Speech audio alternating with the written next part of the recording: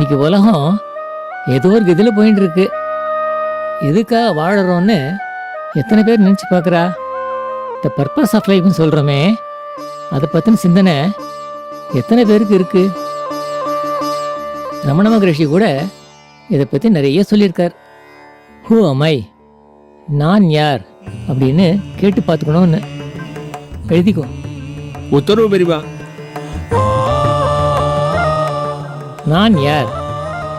எதுக்காக இந்த மனித பிறவி?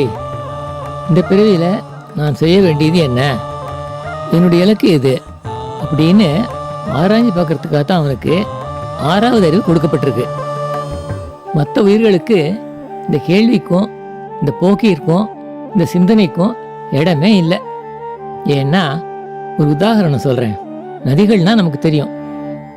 தமிழ்நாட்டில் பல நதிகள் ஓடின்னு இருக்கு. ஒரு பக்கம் காவேரி ஓடின்னு இருக்கா, இன்னொரு பக்கம் தாமிரபரணி, வடக்க கங்கை, நர்மதை, துங்கபத்ரா இப்படின்னு ஏராளமான நதிகள் ஓடின்னு இருக்கு. அவ்வளவு நதிகளும் சமுத்திரத்தில் போய் கலந்தோடனே நாம் அதை நதிகள்னு பிரித்து சொல்கிறதில்ல, சமுத்திரம் அப்படின்னு தான் சொல்கிறோம். அதே மாதிரி பரமாத்மா ஸ்வரூபமாகவே நம்ம ஆகணும். நம்மெல்லாம் ஒரு நதி மாதிரி, அந்த பரமாத்மா அப்படிங்கிறவன் சமுத்திரம் மாதிரி. நாம் போய் அவனோட கலந்துடணும்.